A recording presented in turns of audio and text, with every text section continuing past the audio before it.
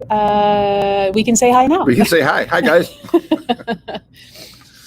We are trying to get Instagram loaded for this time, so hopefully it plays nice with us.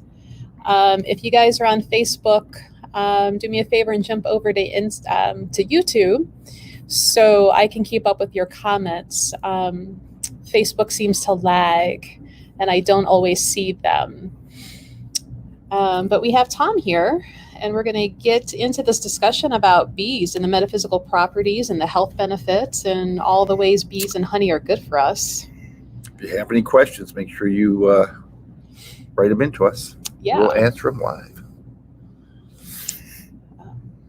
Everything you wanted to know about bees. And then some, right? Because we actually carry your honey now in the store. All right. We have Instagram this time. It's going to play nice with us. Yay. Oh, great. Actually, I'm going to move that real quick so we can see. They'll type down here. Okay. So, hey, Mary. Hi, Mary. And Meg, joining us on Instagram. We have Tom. What is the name of your business that you do? Midwest Native Skills, and we've been in business since '97, so that's 23 years, and teaching outdoor wilderness survival. But part of that is outdoor self-reliance and rediscovering the old ways, and one of those is beekeeping. So beekeeping, yes. Beekeeping. Bees are important right now. Yes, for the pollination. They do about 40% of the pollination. So without the bees, we'd still all survive, but crops would be tough going for us. Tough going. So that means the price of crops, food goes up, and we don't want that to happen. Right. So bees, spiritual as well as health benefits. Yep. Right. Yes. So I found that bees are like their totem meaning, hardworking, the busy bee. That saying comes from bees and how hard they work because they're always doing something. The bee in the summertime actually works itself to death. They'll live about 40 to 45 days in the summertime, and mainly because they're working so hard going out to get the nectar, and it's dangerous out there. There's robins that want to eat them. They're flying through stuff. They beat up their wings, so they do work hard. Oh, wow. Those poor little guys. Yep. I love the pictures of the cute little bee butts hanging out of the flowers. Those are adorable. I'd rather see that on my timeline than all of the political crap. I hear you. But they also represent fertility and sexuality. And I think that kind of ties into the honey and the sweetness. And in biblical times, they were associated with Christ because he was so, gentle and even keel and, just sweet. He always tried to help everybody. Good. So that was their sweetener back then too. Yeah, they didn't have sugar like we have it. It was honey. So it was honey. Oh, right. So and we also had mead wines. Mead wines. That was way back for the monks made it, and that was a mainstay. Because wine was more healthy to drink, right, than some of the water that they had back then. That's true. I'll believe that now too. You make mead wine, and we've had classes with you on how to make mead wine. It's relatively easy, and there's all kind of, once you get into it, you can make plain mead wine, but then you can add herbs to it, you can add spices to it, and you can make 100 different types. So it's just a lot of fun. So hopefully here soon, when we find out, whether or not we're allowed to have classes again, we'll be able to schedule that and do that again. So again, if anybody has any questions of Tom about bees, if you have interest in starting a beehive or, what kind of flowers you can plant to help little bumblebutt bees, Tom is the guy to ask. But what would you like to tell us first about bees and the honey and what we can do with it? Okay, let's start with if there's someone out there that has an interest in starting an apiary, which is if you have one hive or 50 hives, it's still called an apiary. Okay. You can do it at home if you have a yard that's 50 feet by 150 feet. That's plenty of room. If you have more than that, that's even better. Okay. So it doesn't have to have like tons and tons and tons of space. And actually, you won't see very many more bees in your yard than you do now because the bees go up to 2.5 miles away. Oh. So once they leave the hive, you could put a little fence in front of your beehive. So when they come out of the hive, they fly above that fence and then they go to wherever they're going. So you won't, you won't be swarming with bees in your yard. You'll see what you have now. Oh, so anyone can do it. It's people always ask, well, how much time does it take? About an hour per week to go in to check things out. And then probably 3 or 4 hours when you're extracting the honey, and that's taking it out of the honeycomb. And we can talk about how that all happens. Okay. But so it's not labor intensive. Costs a little bit of money to buy the boxes and to buy some of the equipment. I'll just show you some basic equipment here. Okay. But once you're set for you're good to go. You're good to go.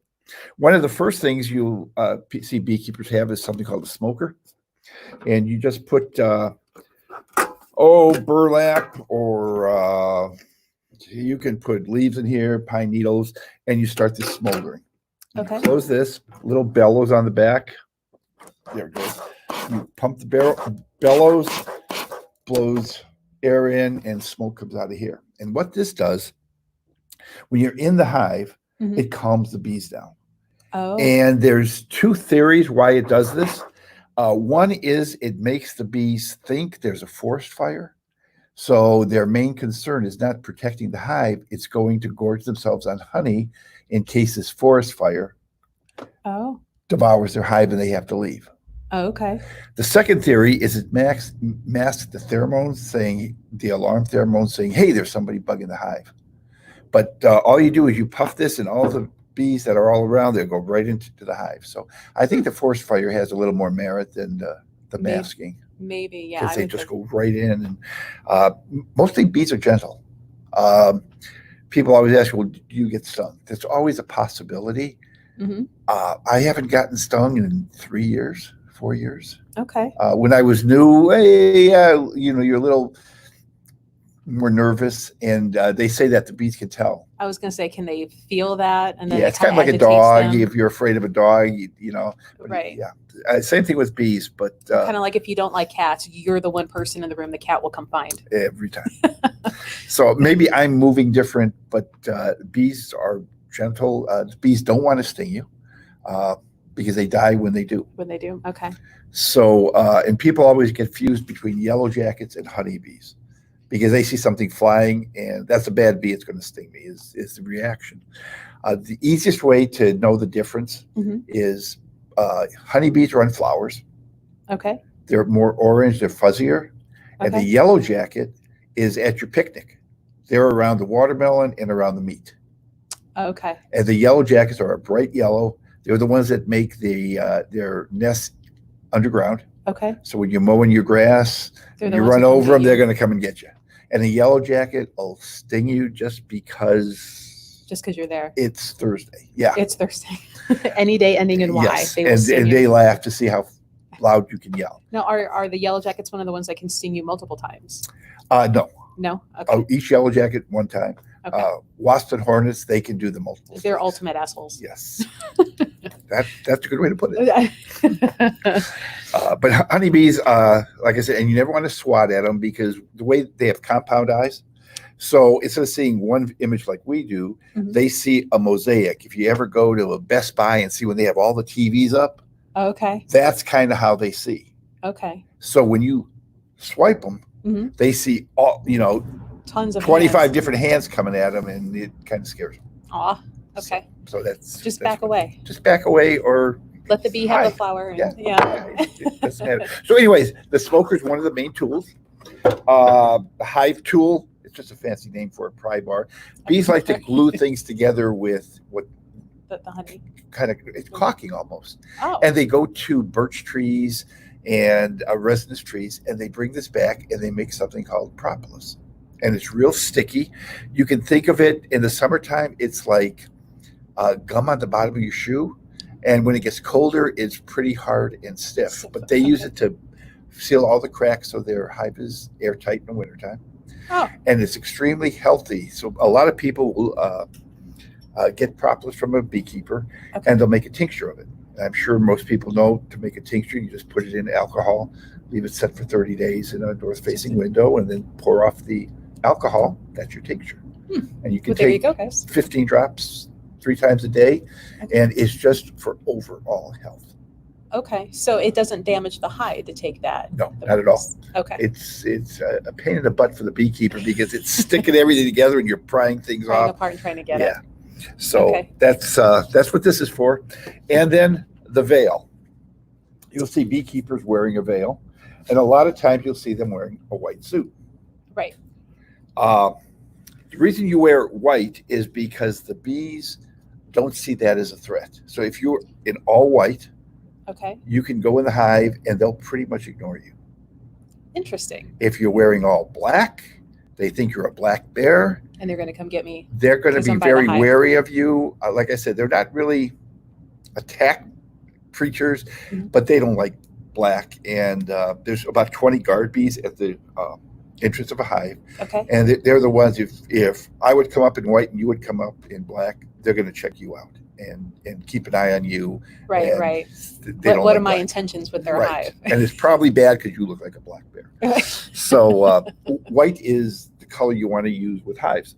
A lot of times you'll see experienced beekeepers just wear this hat and this veil over their face.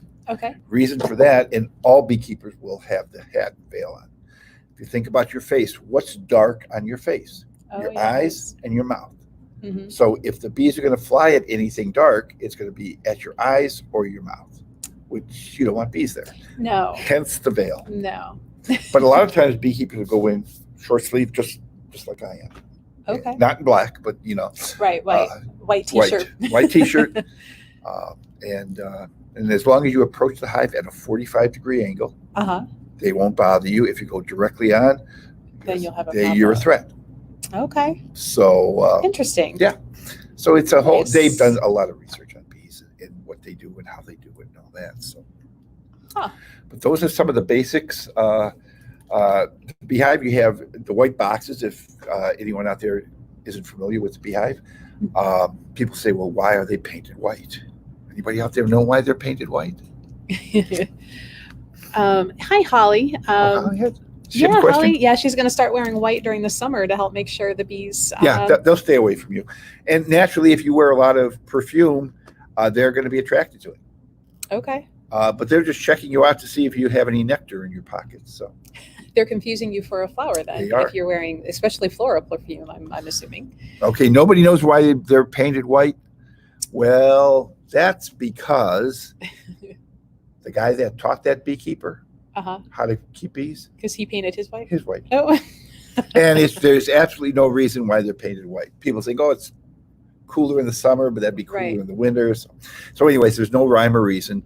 You can paint them blue, green, yellow, any multicolors. It was the paint that he had laying around, and it caught on. And if anybody out there started keeping bees and wouldn't be listening to this, and they bought hives, what color would they paint them?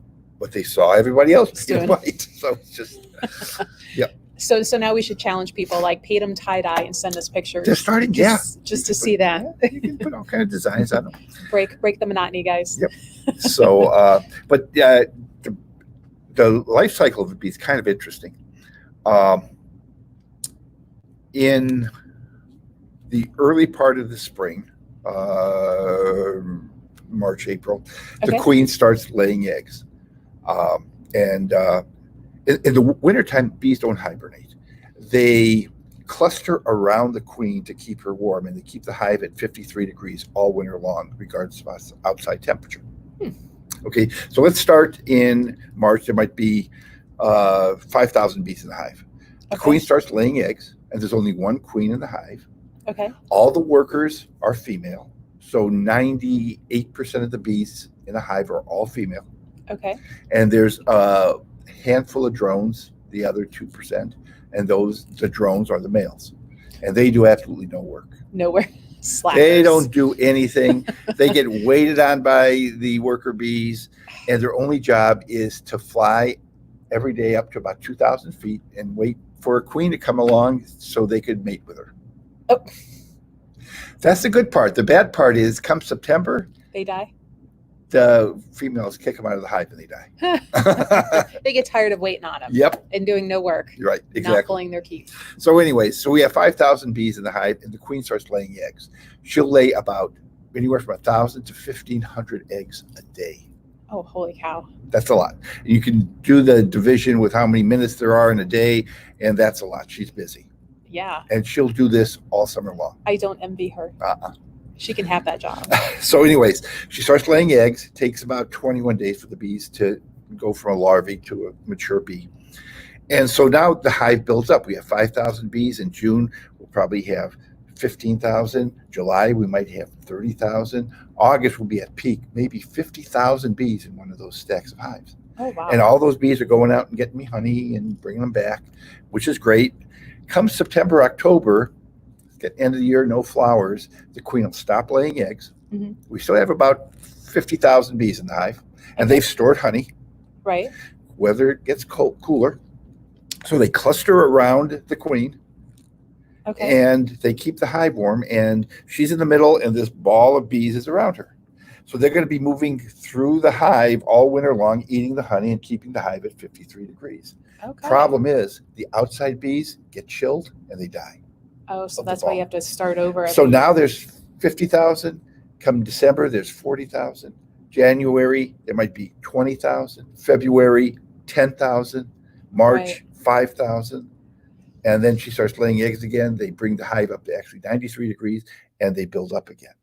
So when you lose a hive, it's if they run out of honey, or if that ball gets too low in March and they can't keep the hive at 53 degrees and the hive dies. Then I have to start all over again. And I have to order bees. You actually order them through the mail. How do they ship bees in the mail? To start a hive, if somebody wants to start a hive, mm-hmm. You call up about January. I want it about this big, mm-hmm. and it'll be enclosed in screen, and it'll be about half full of live bees just running around.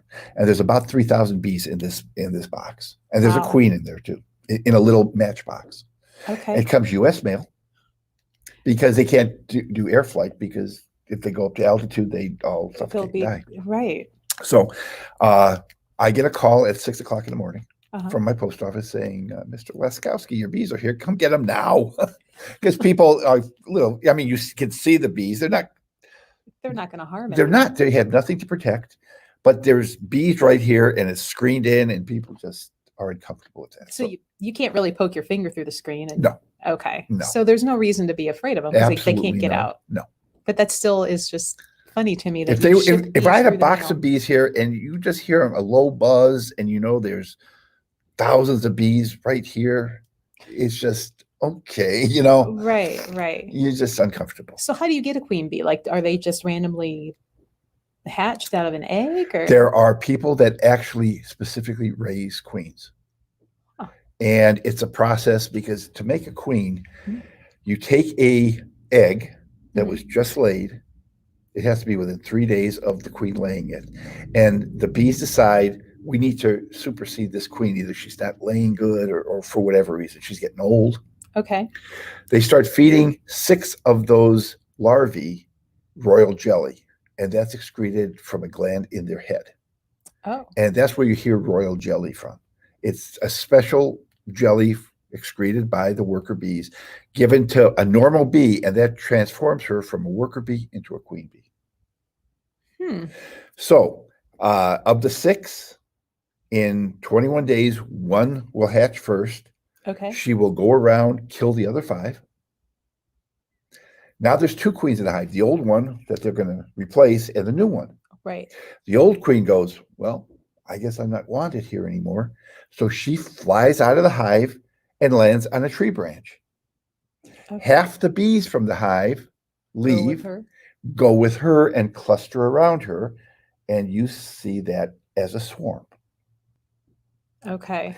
Now, from that tree branch, they send out a couple scouts to find a new location. Empty log, behind your aluminum siding, whatever.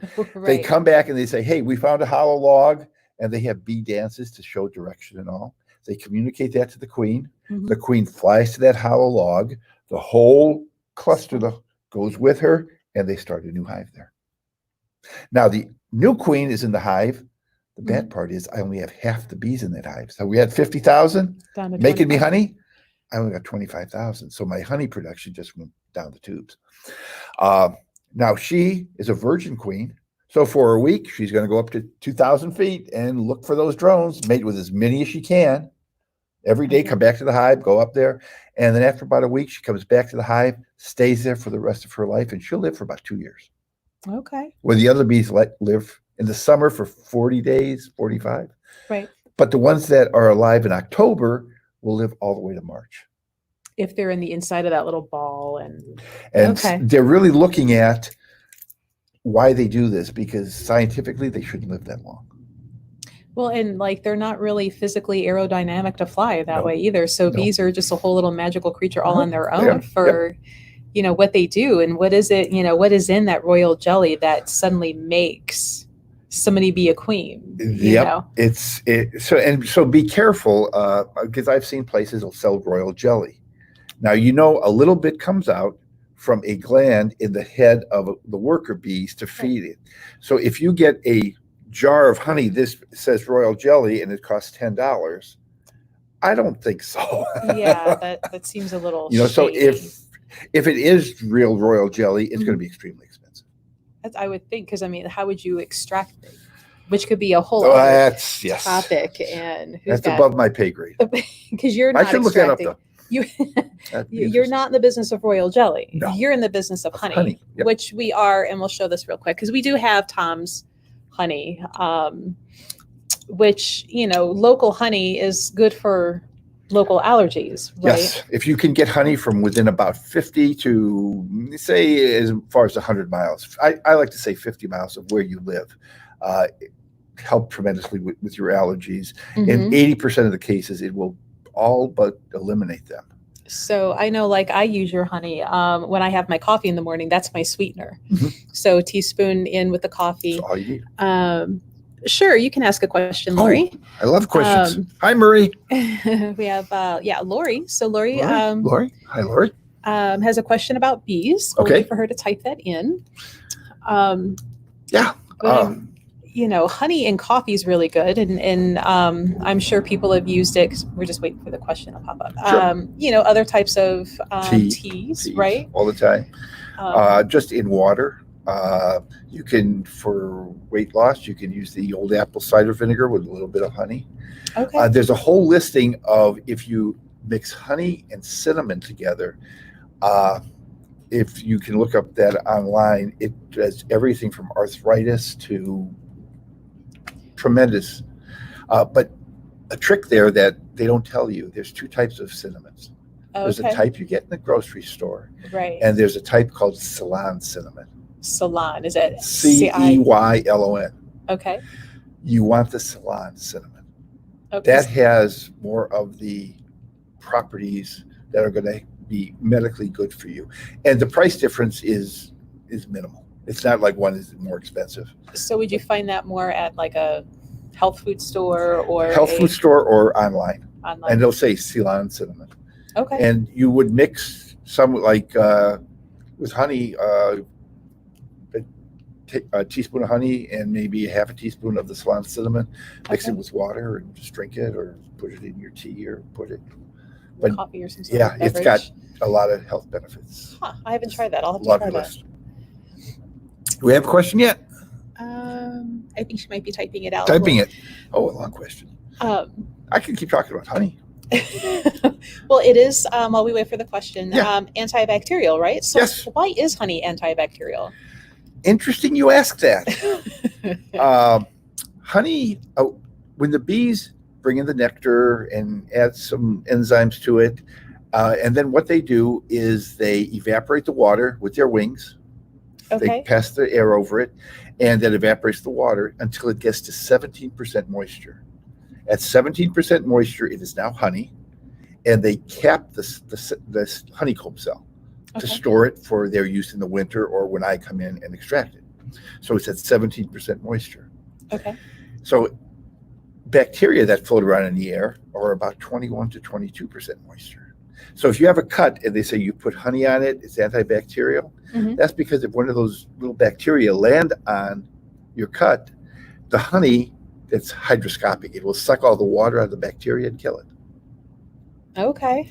So as long as you keep your honey closed, it's still going to be 17%. Now, if you take your honey, leave it open for 3 weeks, it's going to suck water in from the air, get up to 22%, and then that'll be a perfect environment to grow bacteria. So keep your honey, guys, closed. Like open, scoop out, close it back up. And it would be a while. You'd have to leave it open for a week or two. Just leave it sitting there. Yeah. So Lori says she saw you in Ravenna. She was the one that walked in from the weather, but but I thought this was different kind of channel. Yes, we do sell honey, which we have Tom's Honey here in the store. We have 1 pound, 2 pound, 3 pound, and they can also get the honey directly from you as well, right? On your website. They can come to the website, come to the house, but you have the whole array here, and so. Yeah, and we're thinking when the bee pollen's ready too. Yes, that's another product you get from the bees. It's the pollen, and they call it bee pollen. It's actually flower pollen.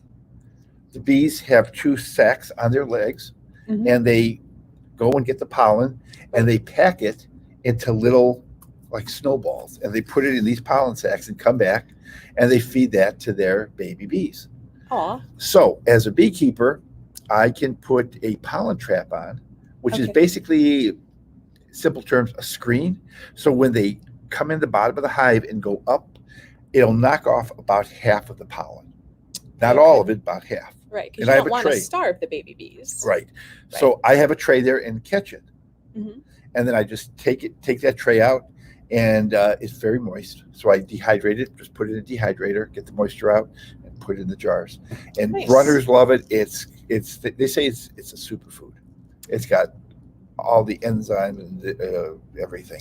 So runners, weightlifters, anybody really into health, bodybuilders, they like the bee pollen. And they say, well, how do you take it? Well, you can just take a teaspoonful a day. Some people love the taste. It doesn't taste like much. What I do is I take one of those red pepper flake shakers with the big holes, and I put it in there, and I just put it on salads, just shake it on salads. Okay. And but now, if the honey doesn't cure your allergies, go to your local beekeeper and ask if he's collecting the pollen. And if you take the pollen, I've never seen that not work to cure allergies. Oh, I might have to try that because mine have been awful this year. Like I'm sitting here and I'm like blinking because my eyes are like burning. I can use some bee pollen. So Lynn wants to know, she has a friend that gets the bee sting therapies. Yep, apitherapy. She was wondering if you were familiar with that. And Lynn, do they get it for MS or do they get it for arthritis? Those are the two that I'm familiar with. They have done quite a bit for MS. Even MS? Because I've heard of the arthritis, but MS, that could be a good thing. I know a few people, that have MS, and maybe. I do have a story about arthritis, and personal story. Years now ago, I was starting to get pains in my ankles and stuff just before rain. I'm thinking, okay, I'm not young anymore. So it just so happened I got 2 stings that year, and the pain went away. And I said, okay, is this psychosomatic or is it something? I don't know. I didn't have pain. I was happy. The next fall, the pain came back. I got stung once. It happened to be in the ankle. And I have not had any pain since. And it's been like 7 years. Oh, wow. It could be psychosomatic, but they say it's for arthritis. It works. Now, I don't have, if this comes back, I don't know if I'm going to have the guts to just stick my hands in a hive and get the bees mad so they sting you. Sting rate. Of course, that would be the time that they wouldn't do it. But like I said, I haven't got stung in 3 years. So Lynn says, no, it's not for MS. So it's for arthritis. For arthritis. And when I first started, 30 years ago, I signed up for our county's bee club.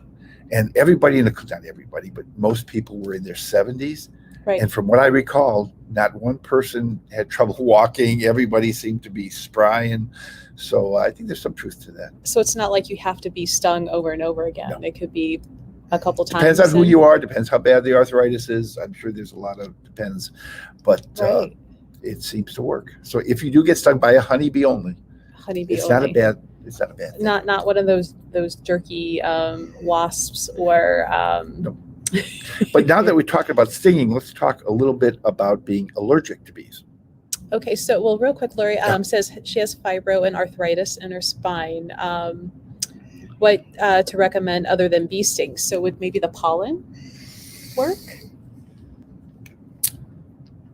My gut says probably not. Okay. Because the stings actually go into your system and they cause a reaction in your body. That's what's helping the joints. Okay. The pollen would help. You could try it. It doesn't. I don't think it would help. Okay. At least it wouldn't help the joint problems. Right. But the stings, I think would. Would. I would. It would be worth a try. To try. Why not? I mean, I was going to say, what could it hurt? Well, it could bee sting hurt, but it's not. Right. I don't ever remember being stung, so I really don't know how bad it is to be stung. Well, the first time you get stung, well, we're going to talk about being allergic. Nothing will happen. Okay. It's the second time, and there's a small percentage of the population that is allergic. Okay. The second time, you'll get the allergic reaction called anaphylactic shock. Okay. So the first time you go, okay, I got stung, nothing happened. Wait till the second time. Wait, yeah. Wait one to more make time. Sure. Okay, when you get stung by a bee, the normal human reaction is it hurts. The area will swell. And in about an hour, hour and a half, it'll itch like crazy. And that itching will last probably a day in that area. Okay. That's normal. That's not allergic to bees. That means you're a normal person. Okay. Allergic means you get stung by the bee and your throat swells, closes, you can't breathe, and you die in about 10 or 15 minutes. That's allergic. That's why the people take the EpiPens. The EpiPens. So that's the allergic reaction. And some people say, well, I got stung and it just was swollen a little, but this time it's really swelled up. That's because when you get stung, there's a little poison sac on the back of the stinger, and that has muscles all to its own, and it keeps pulsing for about 2 minutes. So if you get stung and you don't get that stinger out right away, it's just pumping that. Keep going. Now, if you're doing it for arthritis, maybe you want that to happen. But so what you're supposed to do, never squeeze it because you're just squeezing that poison in. Take your fingernail, scratch at it, or take a credit card, and just back and forth to get the stinger out. So you're kind of brushing it off. Okay. But in the opposite direction that it went in, obviously, because you don't want to. Both ways, yeah. It's going to be hard to see which way it went in, but yes, it'd be the opposite direction. Okay. So, yeah, Lori, Tom does sell bee pollen, and we'll get it here in the store as well. So you could either get it here or with Tom.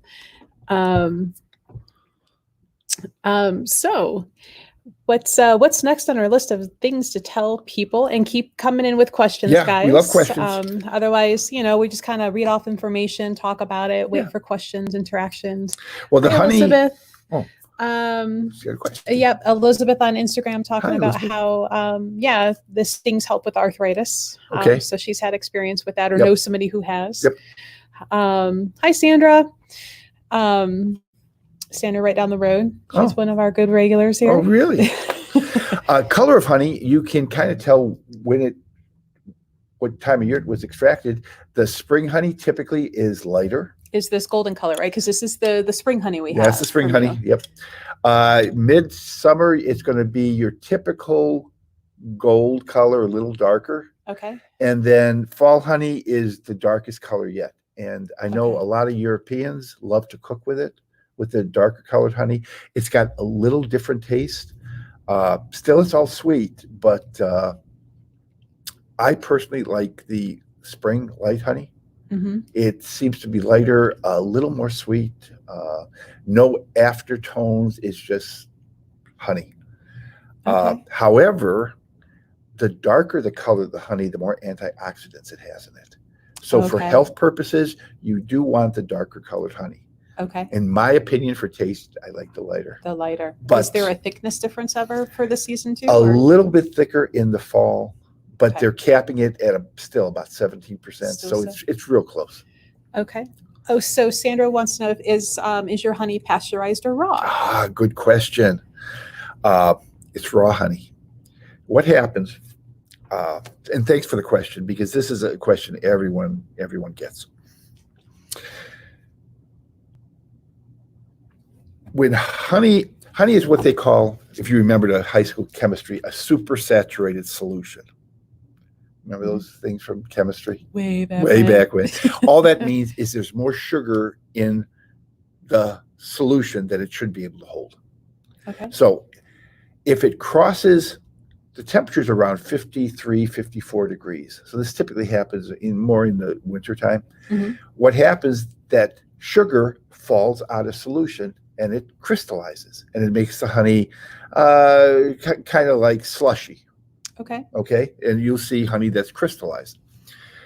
The honey is not bad. Honey never goes bad. They found honey in Egyptian tombs 2,000 years old. It's fine. It's perfectly good. And to get the crystallized honey back to liquid honey, mm-hmm. you put it in water that's 140 degrees and leave it there for about an hour and a half. Okay. Don't put it in the microwave. That's too much heat all at once. Right. And don't put it in too much above 140. Okay. Because that's going to pasteurize it. We'll tell you why you don't want to do that. But then at 140, it'll turn right back to honey, and you're good to go. Okay. Now, the problem is when they have put honey on the store shelves, mm-hmm. the storekeeper, if his honey was crystallized, most of the general public doesn't know what I just told you about crystallizing, so they think the honey is bad or went bad, and they won't buy it. Right. So that's not good. So rather than try to educate the world on what crystallized honey is, they said, well, if we heat it to about 165 degrees, that will help, not totally, but help it not crystallize. Right. It also kills a lot of good bacteria, the health benefits of the honey. It still tastes sweet. It doesn't taste any different. But health-wise, it's drastically reduced. So anything you buy in the store is pasteurized, just for shelf life. Gotcha. Which is why we keep yours. I do not do a thing. In fact, I'm kind of lazy. I take it from the honeycomb. I use a hot knife, take the cappings off, which is a wax capping, and that exposes the honey. I put it in the centrifuge. It's a big drum. Mm-hmm. I put the frames in, and it has a crank on it, and it spins it just like a centrifuge, and it spins the honey out. Honey drops to the bottom. Mm-hmm. And then I have a bucket there. I put it in the bucket, leave it settle out, because there's some wax particles. Mm-hmm. And there's a gate on the bottom. Mm-hmm. I open that gate and I put it right in the jars.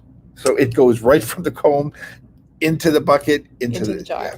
Now that's called raw honey, cold pressed honey, all natural. They have all kind of crazy names, but it just means no heat's been added. And you want the honey that no heat has been. Now, you mentioned in passing to look for if the label says bottled in, or is it really local or not? A lot of honey now is coming from China and South America. They have totally different rules. Everybody's heard about the colony collapse and the mites and the problem beekeepers have. It's getting to be more and more of a problem. Back when I started, none of that was around. It was really easy. Now we have all kinds of things to worry about, the mites and things. So there are chemicals that kill the mites and help your hive live through the winter. And they're using them extensively in South America, mm-hmm. China, and in the United States. Okay. That actually can get into the wax, can get into the honey.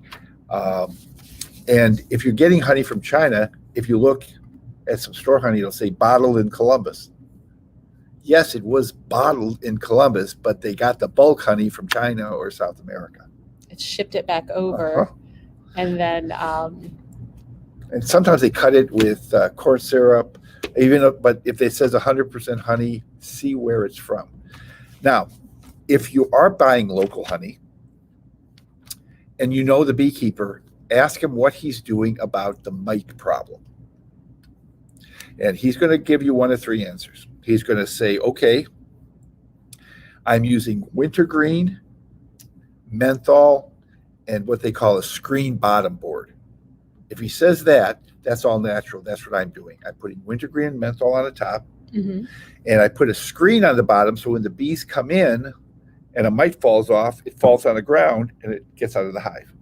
So I'm adding no chemicals to my hive, no chemicals in the honey. There is a chemical that is approved by the FDA. It's called Apistan. It's approved. It is a chemical. The beekeeper's not supposed to have it on the hives when he's collecting the honey. But that is a chemical, and it's going to help his bees live longer so he won't have to replace them as often. So his honey might be a little less expensive because he doesn't have the expense of replacing bees. If he's using something called checkmite, it's bad. You have to use gloves and almost a respirator to put it on. It was banned here, but now they gave a temporary approval.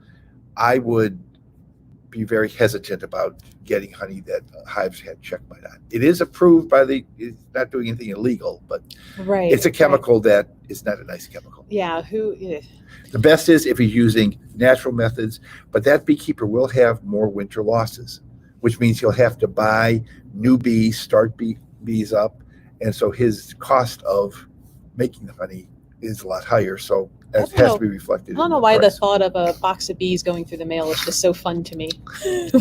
I don't want to keep bees, but just the thought of getting bees in the mail in a box is fun. And you get queens that way too. Hey, I know earlier this year I went in my hive and I kind of looked for the queen and I couldn't find her because she's a little longer, a little skinnier. She looks a little different. I said, okay. So I looked and I didn't see the bees bringing pollen in. That's the second red flag. Uh-oh. The bees had a weird buzz to them. And after so many years, I kind of knew that they sounded different, like agitated. Not at me, but just standing there and buzzing their wings. And I said, okay, let's take the hive apart. And I was looking for babies and I didn't see any. Oh. All those say either the queen's not laying or she's not there. What happened to her?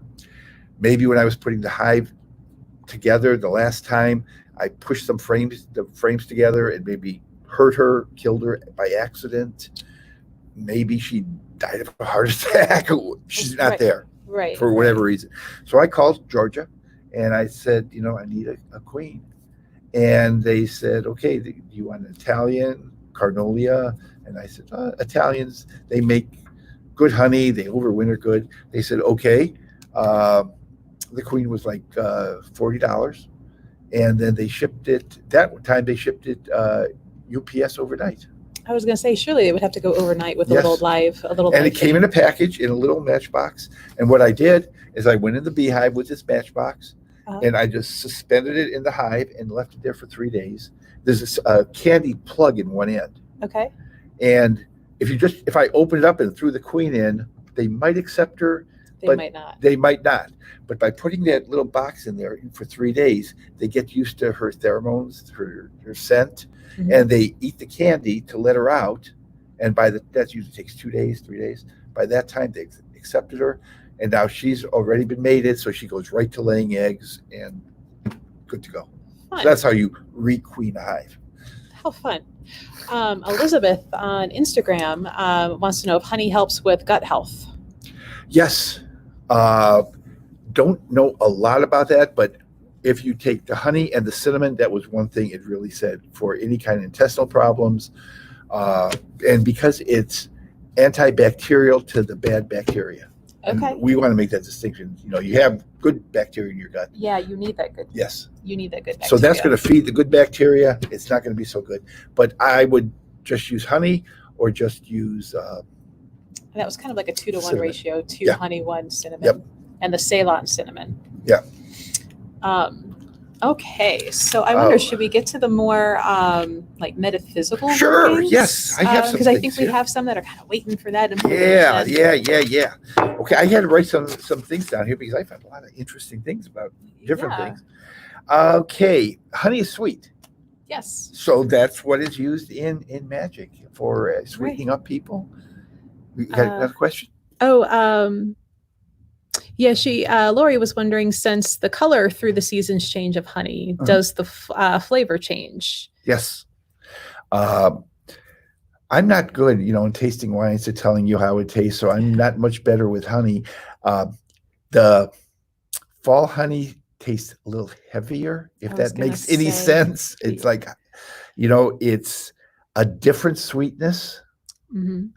The taste will linger a little longer. It's stronger. I guess that's a good word. It's a little stronger.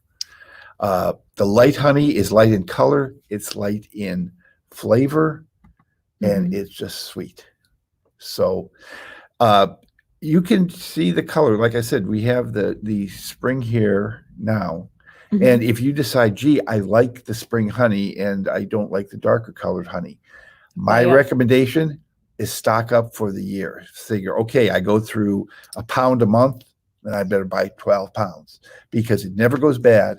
And if you wait till September, there probably won't be any spring honey left. You'll be getting still good honey, but it's going to have a slightly different taste. Right, right. So Lori likes the deeper flavor. So she would be looking for the late summer into fall honey. For the darker color. For the tasting. Now, there's not really a metaphysical magical difference between the seasons of not that honey. I've ever found or read. Yeah. I've never noticed it the few times that I've used it. Like honey was always honey, like in that sense of working. Now, but would you consider, or do you think the fall honey is a little more, because it also seems to be a little thicker, at least the ones I've had, be better in the binding work if you were using the honey as like your binding, your glue of a spell part? I would say the best thing to do is do a little meditation and ask. Okay. I think that would be the best way. If you feel it is, it is. And do that? Yes. Okay. And like everything else, it's the intent. So, Right, right. All right, Sandra, we have this size. Whoops, go the right way. Like one camera, you go the opposite way. On the other camera, you go so we have the 3 sizes. This is the 1 pound. 1 pound. Oh, one other thing about the honey. If she likes a darker honey, she might be using it in cooking, which is great. If you bake bread at home, use honey instead of sugar. I was just going to ask if you could substitute it. You can, but there's a benefit because remember I said honey is hygroscopic, meaning it attracts moisture. So you bake your bread with honey, that honey's in the bread. So if you leave your honey out accidentally on the counter, it's not going to go stale. It's not going to get dry because it's going to be pulling water in from the air. So your bread's going to stay moister. Right, right. So, or your cake or whatever. Right. So, little trick you could use. Oh, let me see here. And it's healthy. Right. And you have the honey taste. So, I mean, one thing you can use with a simple little like intention, magic, whatever you want to call it, spell. I like to, when I do my spoonful of honey in my coffee, whatever I'm going to work on that day, like I stir it in with that meditation and the sweetness of it. And, then you drink it because then you're also putting that intention back in. So not only are you thinking about it and setting that intention, but then you're also ingesting it. So that whole transformation, my mind's going blank. The transformation of the intent to actual physical. Oh, yeah. Yes. Stumped you too. Yes. Type it in if you know what my word is, guys. So, I mean, that's a real simple thing. Kind of. But not quite. Like an alchemy type thing. Right. Where you take it and you Okay. That's the word. But a real quick, easy thing to do every morning, especially if you already are a tea or coffee drinker and you're using honey, use this to add the sweetness to your life, stirring it in. Some places or some traditions will tell you clockwise to bring in, counterclockwise to get rid of. I don't do that much attention myself. I'm just, it's in the morning. I'm a clockwise person. Yeah. I'm a clockwise person. I'm just give me my coffee so I can function in people today. So, but a real easy thing to do with it. Now, if you want someone to get sweet towards you, now it could be a romantic, or it could just be you want your boss to be a little nicer. You can do this. You can write their name on a piece of paper, put it on a saucer, and pour honey on it.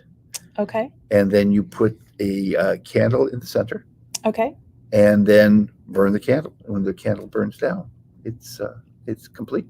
But I've heard similar where you use a little jar, you write their name on the paper, you put it in the jar, you fill the jar, and I always tell people like get a small jar because honey can be expensive, especially now. And then you fill it, and then you light the little candle or a tea light and put it on top. Yep, put it on top, let it go, and then it helps sweeten, helps sense that intention. Some people will keep the jar for a little while and like shake it. If it's a really tough situation, you shake it and kind of reactivate it, send that energy back out. Yep. So that pain in the butt, coworker, boss, neighbor, stick them in a jar for good reasons. It's all positive. Behave. Yes, behave, guys. So Elizabeth says, if you make a cake and it turns out dry, slice it into layers, heat some honey, then brush it on each layer before adding buttercream. Elizabeth is an awesome baker. She knows the secrets. I never thought of that. Yeah. Okay. I should have thought to be like, hey, Elizabeth, why don't you cater the live with honey? Yes. Yeah, that's okay. Great ideas come way too Elizabeth, late. any other tricks on honey? Because I really like mead, but I need to do a little more with the cooking with the honey. And especially, she's an excellent baker. Yeah. She tips all up into her sleeves. Okay, so other things about honey. They use it as an offering to Aphrodite, who loved beauty. Mm-hmm. Milk and honey, you mix the two together. Always do that. The Hindus thought honey is one of the 5 elixirs of immortality. Because who doesn't want to live forever? In this world, I don't know. That's a whole other topic. This is where somebody cues the Highlander theme song from the TV show. Honey, you mentioned honey sticky. It is.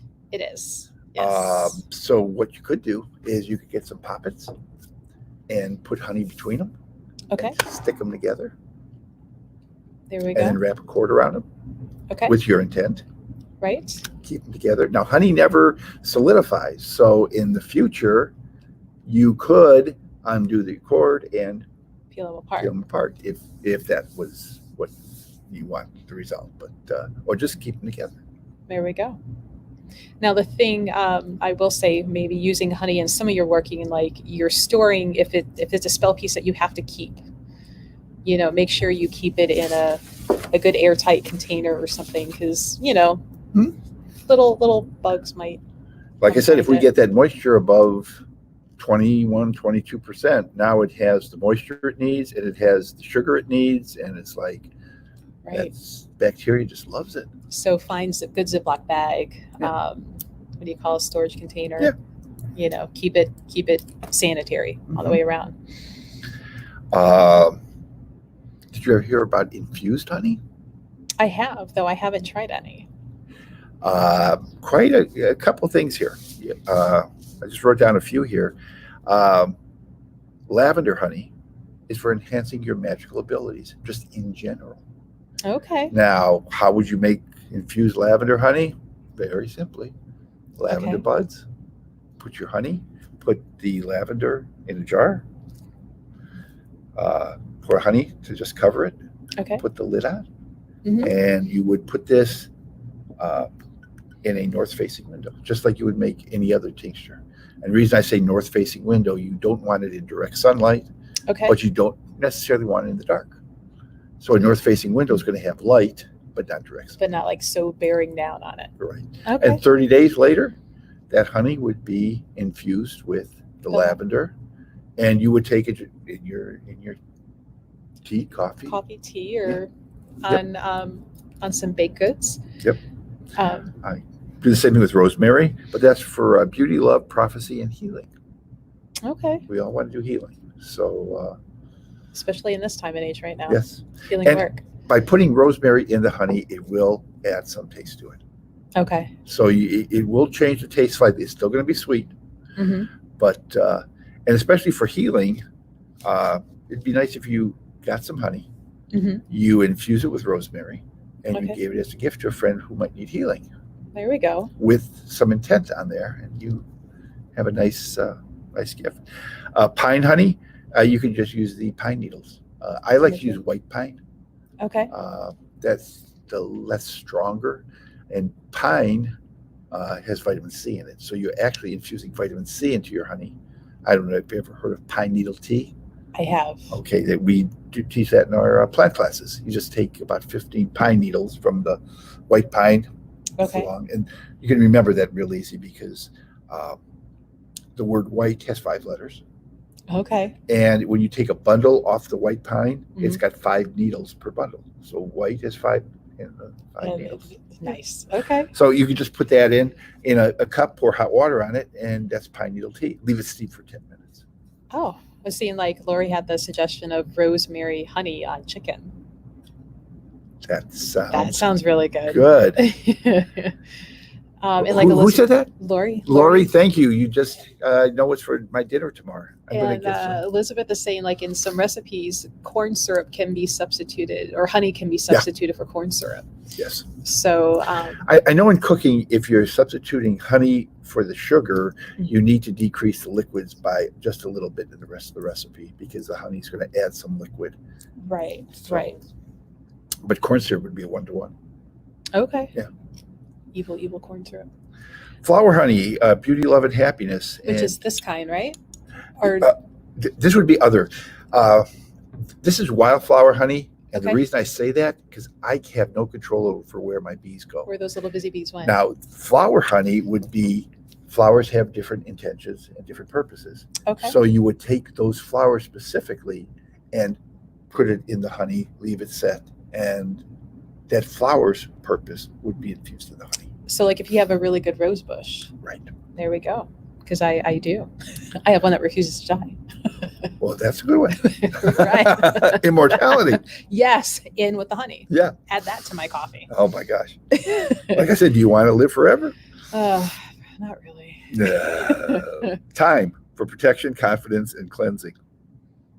Confidence is great. Yeah.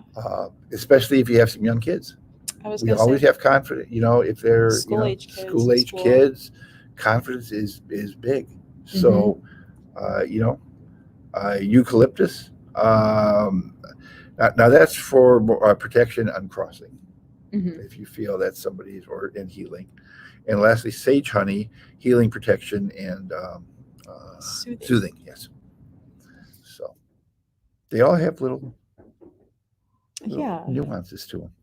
These would all work really well in like little jar spells or I've never tried it on candle working, but I would say light amount of the honey on the candle working. To anoint the candles. Yep. Yeah. Yep. And especially if you had a candle of a certain color for an intention, and you have infused honey, you're going to anoint that candle with. Right.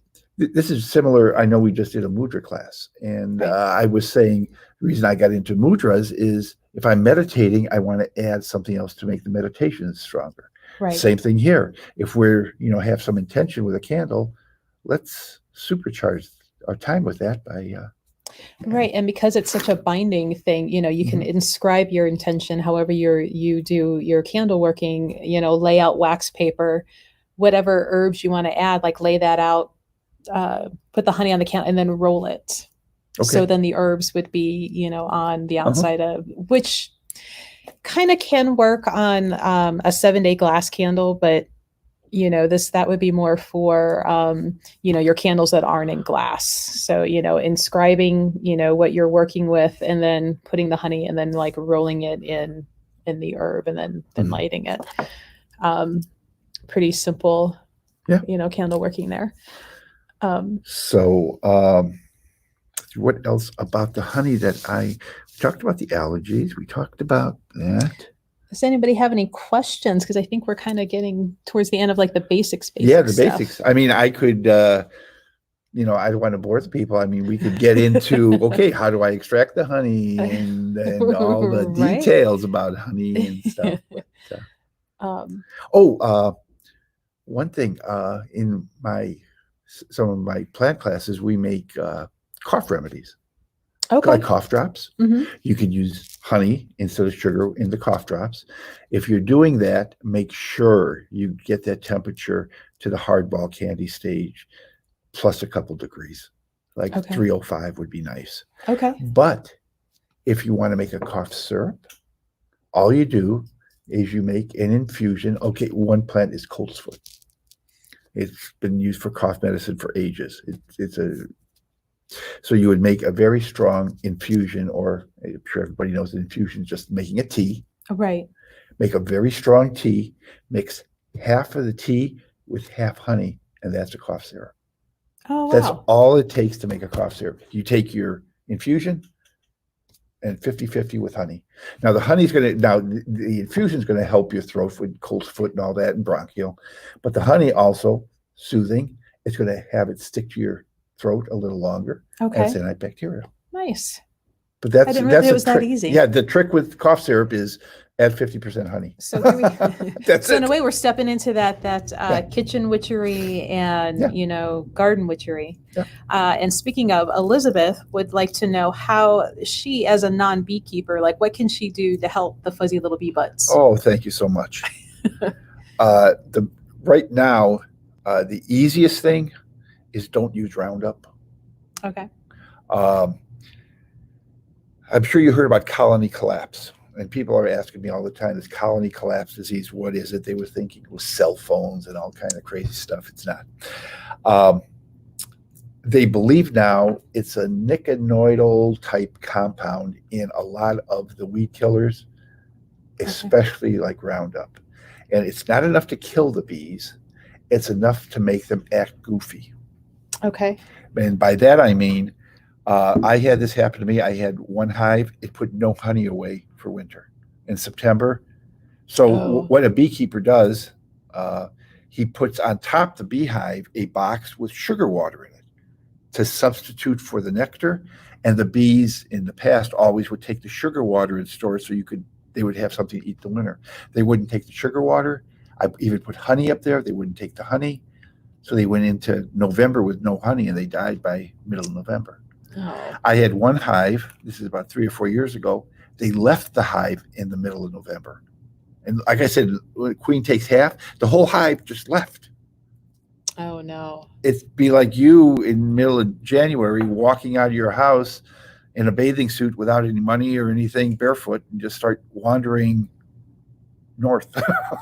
Right. And you're like, come on, guys, follow me. They do stupid things. So Roundup would be the one thing. Anything else but those weed killers.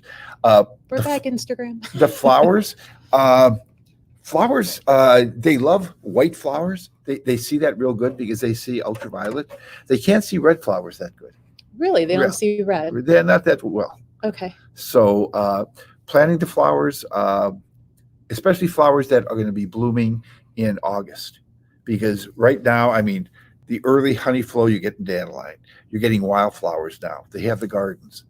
Flowers that are going to be blooming in August and September, they're actually looking for nectar so they can put honey away for the winter. Okay. Because a beekeeper like me will take honey off in June, like we got this, and then take honey off again maybe mid-August. Okay. And then I won't anymore, and I'll let them have the latter part of August and September to fill up the hive so they can get through the winter. So they need flowers like all year round. Yeah.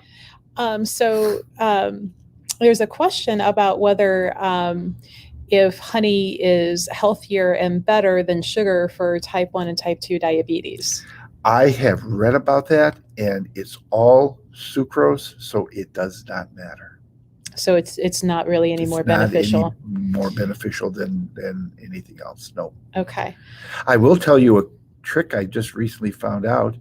If you take vegetable glycerin, okay, you can use that as a sweetener, and that does not affect your blood sugar. Oh, so there you go, guys. You can look it up online, vegetable glycerin, and I did have some because, again, I'm getting off the subject of bees, but to make your tinctures, you use alcohol. Okay. 100 proof alcohol. Okay. If somebody can't drink alcohol or for some reason is opposed to alcohol, you can use that vegetable glycerin instead of the 100 proof vodka to make your tinctures.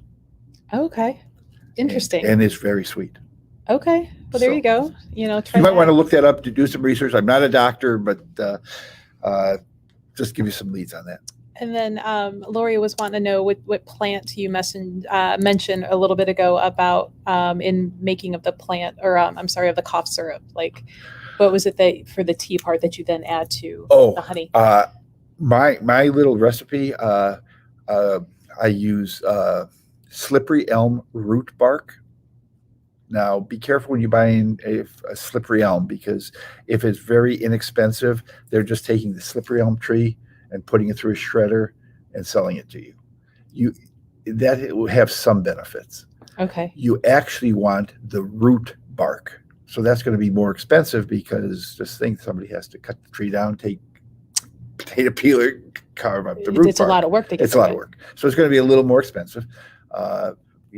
But I make the tea out of the slippery elm root bark, which is great for bronchial problems. I'll take mullein. That's growing now. Okay. I take the leaf of the mullein and put that in. Okay. And then I take the coltsfoot leaves. Okay.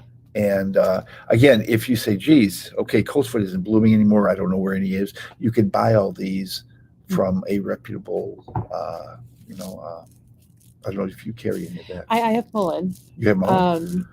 I don't have the coltsfoot, but, that's just something that now that I know to maybe look for it. Yeah. I can see it. Or maybe you could put together a little packet of slippery elm bark, coltsfoot, and this little fly. And mullein is great for bronchial problems. You take the leaves of the mullein and dry them, and then come wintertime, when you have some chest problems, you burn it and inhale the smoke. The smoke? And that I tried it this last year. It works really well. And Sandra wanted to know where to find the glycerin. Online, Amazon. Online? Yeah. Yeah, that's vegetable not one that's glycerin. Just on the shelf at, the grocery store. It's one that you have to it might be someplace, but I just typed it in. Vegetable glycerin. Not expensive. Okay. And what would be a good price then for that slippery elm bark, that they know that it's really what it should be? You have to check the price on someplace like Mountain Rose Herbs.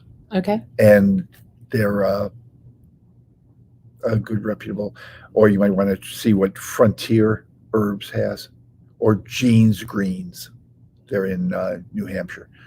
They're very reputable, but Mountain Rose Herbs, their price is about what you're gonna.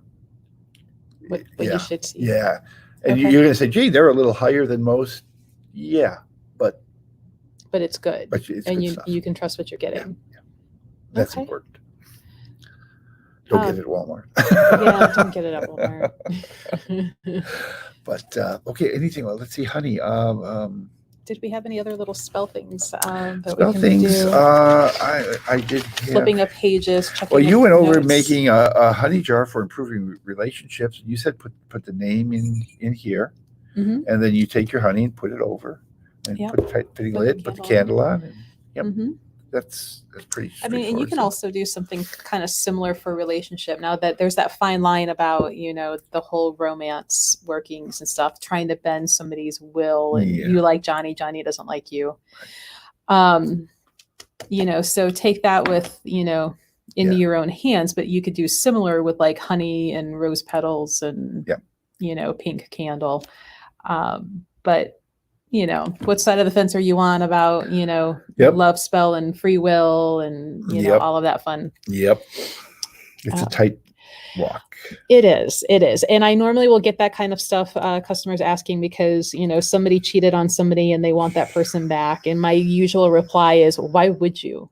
Yeah. Why would you want them back? Why not go for better instead of, and I know it's a lot of emotional, and I'm like, come back in 30 days and see if you still feel that. Melissa, what I use as a gauge, and I don't know if this would help anybody, right? But if I'm looking for a loophole, or if I'm asking you, can I do this?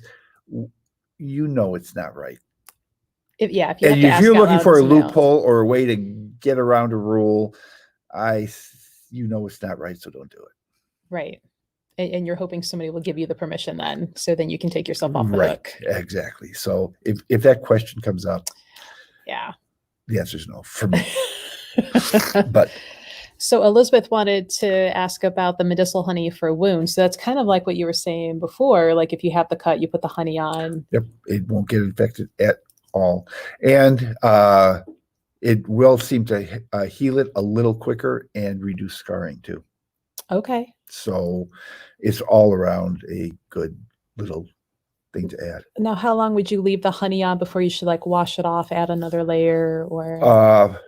If I get a wound and I'll either put my first aid salve on it. If that's not around, it'll be honey, and I'll put a Band-Aid on it and just leave it there. And when I change the Band-Aid, I'll put a little more honey on, and then once it scars over, you're done. You're pretty much done.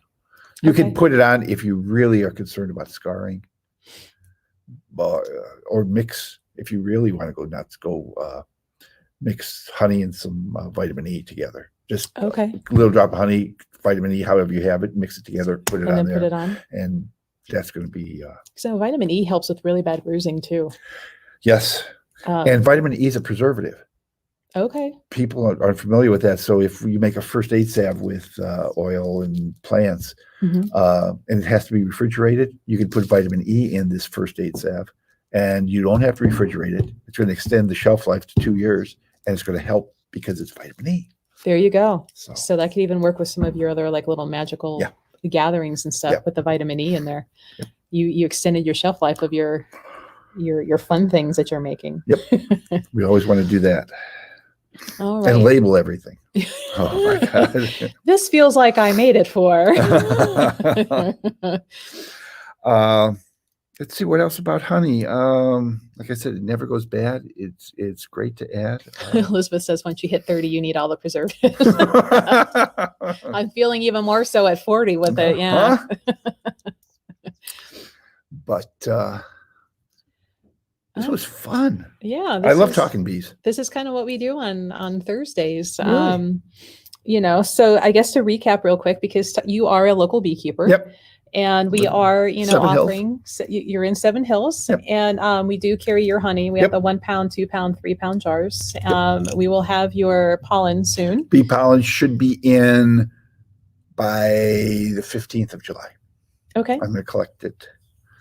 All right. And and you are like a walking encyclopedia of all things outdoors. Like we could drop Tom out of a plane in the middle of the forest, and this man can survive. What to eat, what not to eat, what to do with plants, and you even know the more spiritual side on a lot of this. All the Native Americans said the physical was only half, and the spiritual was the other half. Right. So you needed both to be a complete. So hopefully we can wrangle Tom for some more videos like this, and you teach classes. Yes, I do. Outdoor wilderness survival, and it's not the military type. It's what the Native Americans did. It's not building a bunker and in your backyard. It's finding what plants you can eat, how to naturally purify water, how to navigate without a map and compass, just like the natives did. Cool deal. But you also do incense classes, a mead winemaking class. That one was popular when we did it. We're doing we're doing soap making classes, winemaking, cheese making, and I'm not sure if you know this one. I'm doing a moonshine making class. Oh, I do now. I guess what we're going to be offering, moonshine class. Well, it's legal because the way you make gasohol for your automobile is exactly the same way you make moonshine. So see that, guys? So I'm allowed to teach a gasohol class, but it's the same way. So I'm not sure exactly what the laws are. If you're making your own tinctures, you can make your own alcohol for your own tinctures and put intent in making the alcohol. Okay. So we're really supercharging those tinctures. So. Hey, there we go. Oh, so Sandra will set aside a honey jar for you, and Sandra's voting for mead class. Mead class is great. It's great. And I like to do it in gallon quantities, because then you can say, okay, in this gallon, which is 5/5 of wine, I'm going to add cinnamon. In this one, I'm going to add something else. And so you have all these different, and as long as you keep good notes, you can reproduce it. Right. You don't have 5 gallons that go, okay, I tried this mixture and it doesn't taste that great. And you have 5 gallons of not going. And then you break it down and you give it to the people that you don't like. Oh, and she says her son would love the moonshine class. So I think our classes are at www.survivalschool.com. And they're all listed there. Yeah, and we'll have to get them scheduled here too. Yeah, we can have them here. We can bring a still here, and All right. Yes, Shaman Ray, we will get the classes rolling because those of you that are in the Ohio area, and I haven't had time to check today after 2:00 to see if they extended the no more than 10 people in a gathering, which is why we weren't doing classes for the month of June, because most of our classes have more than 10 people. Yeah. So as long as that didn't get extended, hopefully we can go back to doing the classes and get that going here. And when it's nice enough, we can even throw open that back door. That'd be nice. And, even have some of that outside, because it's granted we have a fence, but there's some pretty trees and stuff back there. It's nice to be outside. So, but with that, if there's not any last minute questions, they could always email you or email me. Yeah. I'm at tom@survivalschool.com. Mm-hmm. And here at the store, they can email you. And and you also have the phone number, right, that they can call you? The toll-free number is, if you have a pencil, it's 888-886-5592. I'll repeat it, 888-886-5592. And don't panic, guys. This will be on replay on YouTube. So subscribe to YouTube. You'll get all of our videos upcoming and newer, but you can always go back and rewatch this. So if you were driving or didn't have a way to write down, you can always go back, scrub to the part that you need. And there you go. But yeah, we'll see about having Tom back for some of your other knowledge. Thanks for inviting me. It was fun. Feel free to send in, suggestions of what you think Tom might be able to talk about that you have an interest in. And we'll make it so. It was fun. All right. And Nikki and I will be back on Sunday, 7:00. We'll be doing the cauldron burning and blessings. So you can join us, anybody from anywhere. We'll have the cauldron going. We'll put in the blessings for you, healing work, so you can interact with us and other people in chat. So that'll be Sunday at like 7. Oh, okay. So you can join us all then. Lori wants to know if you're somewhere else other than Ohio. Thanks, Sandra. She's like my little secretary there, typing in the phone number for everybody. Do you do outside of Ohio? Oh, yes. We do. We have a listing of classes for the public. And then I have a 18-foot trailer that I've gone till Milwaukee do classes, the Carolinas, New York, and we can do almost any class on the road. Okay. As long as we have enough people and it makes sense, we'll be happy.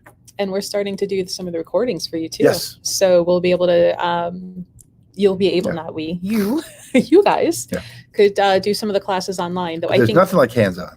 Especially that wilderness survival, like walking through, a wooded area and like, don't touch that you can eat, that will kill you. Or rubbing 2 sticks together to make fire. We can teach you how to do that, but doing it over the internet's a little tougher. Yeah, that's not as fun. So, but with that, thank you guys. Yeah, thank you. Catch us on Sunday with Nikki for the blessing work with the cauldron. And we'll be back Thursday, may or may not with Tom. We'll find out. Yeah. And we'll see everybody later. Thank you. All right. Bye, guys. Have a good weekend.